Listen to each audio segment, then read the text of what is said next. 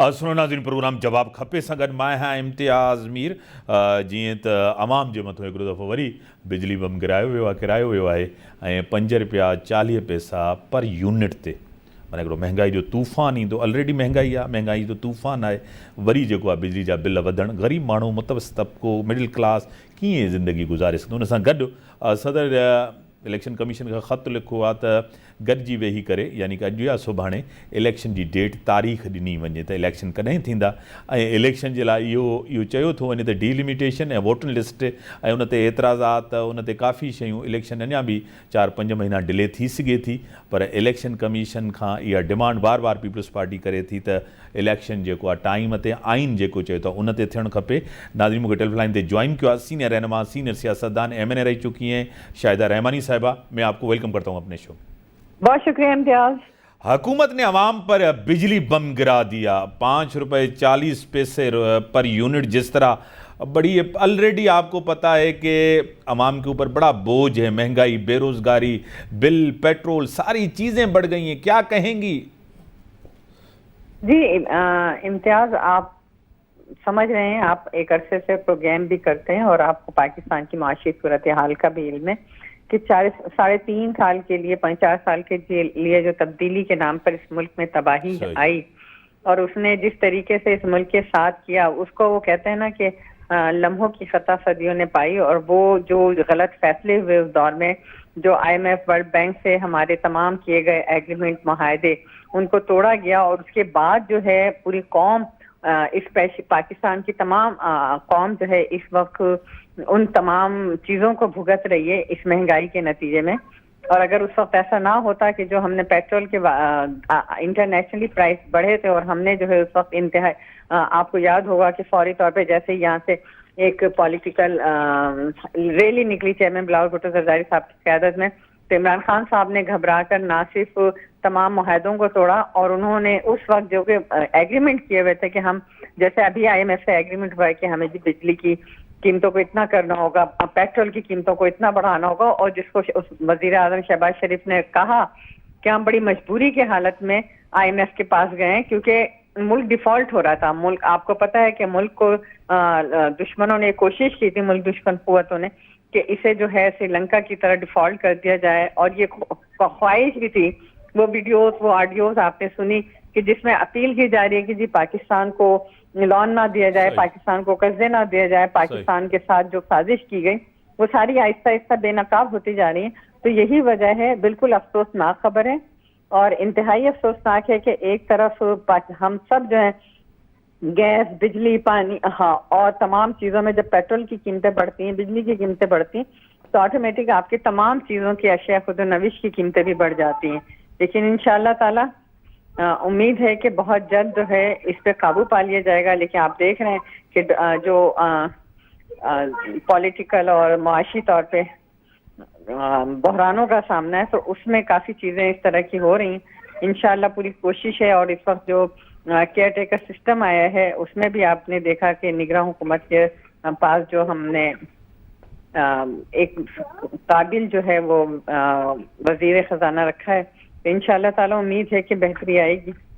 आपको पता है कि इलेक्शन के हवाले से आइन तो कहता है 90 दिन के अंदर, पीपल्स पार्टी यही चाह रही है कि 90 दिन के अंदर इलेक्शन होने चाहिए। दूसरी बात, अब तो खुल के काफ़ी एक्सपर्ट्स हैं, इलेक्शन कमीशन ने भी कहा कि इलेक्शन अपने टाइम पे नहीं हो सकते हैं, डीलिमिटेशन है, वोटिंग लिस्ट है, काफ़ी ऐसी चीज़ें जिसमें 5-6 महीने और लग जाएंगे। देखिए इम्तियाज, इलेक्शन कमीशन का काम होता है कि वो इलेक्शन टाइम पर कराए और आईनी मुद्दत होती है कि 90 डेज के अंदर इलेक्शन कराए जाएं। तो इलेक्शन कमीशन को उस आइन की पासदारी करनी है। इलेक्शन कमीशन एक आज़ाद इदारा है और उसका काम है, केयर टेकर सिस्टम आ चुका है, जब केयर टेकर गवर्नमेंट आ जाती है तो उसका 90 डे के अंदर इलेक्शन कराना लाजिम व मंजूम हो जाता है। अब अगर वो सेंसस के पीछे छुपना चाह रहे हैं या वोटर लिस्ट है, तो ये इलेक्शन कमीशन का काम था कि अपना काम वक्त से पहले पूरा कर लेते हैं। लेकिन उन्होंने वक्त से पहले ना सिर्फ पूरा ना किया, बल्कि अब जो है वो इस तरह के बहाने किए जा रहे हैं। लेकिन पीपल्स पार्टी, क्योंकि आपको पता है कि आइन और जमहूरियत के साथ चलती है, कानून की हुक्मरानी के साथ चलती है, तो पाकिस्तान पीपल्स पार्टी ने रोज़े अव्वल से कहा कि इलेक्शन जो है जैसे ही असेंबली डिसॉल्व हो تو آئین کے مطابق 90 ڈیز کے اندر الیکشن کرایا جائے. اور اسی سلسلے میں آپ نے دیکھا کہ CEC کا اجلاس جو ہے وہ طلب کر لیا گیا ہے. ملک بھر سے، چاروں صوبوں سے، AJK اینڈ GB سے بھی تمام ہمارے سینئرس رہنما آئیں گے، سر جوڑ کے بیٹھیں گے اور اس نتیجے پہ پہنچیں گے کہ کس طرح ECP کو پابند کیا جائے کہ الیکشن جو ہے وہ 90 ڈیز کے اندر کرائے جائے. آج جس طرح چیف جسٹس صاحب نے کہا توشہ خانہ کیس میں بادی النظر میں ٹرائل کورٹ کا فیصلہ درست نہیں تھا، اس کو جواب دیا ہے. نواز شریف نے کہا چیئرمین PTI کو بچانے کے لیے چیف جسٹس اپنا مستقبل داؤ پہ لگا رہے ہیں. لیکن میں سمجھتی ہوں کہ چیف جسٹس صاحب کو انصاف کے لیے یا اس طرح کے معاملات کو بالکل نیوٹرل ہو کے کام کرنا چاہیے. لیکن آپ نے دیکھا کہ یہی وہ چیف جسٹس صاحب ہیں کہ جب عمران خان صاحب گرفتار ہوئے اور اس کے بعد انہوں نے فوری طور پہ نہ صرف عدالت لگائی بلکہ انہیں کہا کہ گڈ ٹو سی یو، اور ان کو بہترین فیسیلیٹیٹ کیا گیا. کیا اس سے پہلے کسی ملزم یا کسی مجرم کے ساتھ پاکستان میں لاکھوں کروڑ لوگوں کی مثالیں، کسی ایک کو انہوں نے اس طرح کیا؟ اتنے زیادہ مقدمات زیر التوا ہیں، لوگ عدالتوں میں دھکے کھا رہے ہیں، ان کو نہ تو انصاف مل رہا ہے نہ ہی ان کے کیسز کو سنا جاتا ہے. اسی طرح کے کیسز اور ہیں جس میں لوگوں کو سزائیں مل چکی ہیں، لیکن عمران خان صاحب کے اوپر چونکہ وہ مجبور ہیں اپنے گھر والوں سے، اپنی فیملی سے، اور وہ اس طرح کے فیصلے جو ہیں وہ ان کو ہمیشہ پروٹیکشن دیتے ہیں اور ابھی بھی وہ مکمل طور پہ پروٹیکشن دے رہے ہیں جس کو پوری قوم دیکھ رہی ہے. آپ کو پتا ہے کہ صدر صاحب نے آج جس طرح خط لکھا ہے اس کے اوپر مختلف ٹاک شوز میں کافی ڈسکشنز بھی چل رہی ہیں کہ صدر نے کہا ہے کہ الیکشن کمیشنر کو کہا ہے کہ آپ آج یا کل بیٹھیں اور طے کریں، الیکشن کی تاریخ دیں. اب الیکشن کمیشن کی تاریخ دینا جس طرح آپ نے کہا کروانا ان کا کام ہے، کیا کہیں گی؟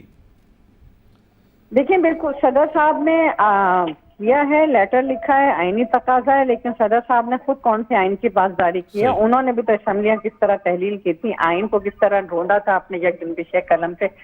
نہ صرف اسمبلیاں تحلیل کی بلکہ انہوں نے ابھی جو 2 روز پہلے پوری قوم کو ہجان میں مبتلا کیا، جس طریقے سے انہوں نے ایک کام کر کے اور اپنے چہرے فیس سیونگ کے لیے جو انہوں نے ڈرامہ کیا، سیکٹری صاحب جو ان کے تھے ان کی بھی وضاحت آئی، ساری چیزیں آئیں. لیکن اب اپنے آپ کو وہ آخر جاتے جاتے اتنا متنازع بنا گئے تو ان کی بات کی تو میں سمجھتی ہوں کوئی اہمیت نہیں ہے. بڑی مہربانی آپ نے ٹائم دیا. ناظرین بریک جو ٹائم تھا بریک ہاں پوتھا چوں ڈسکشنز کے اگتے ودائیں تو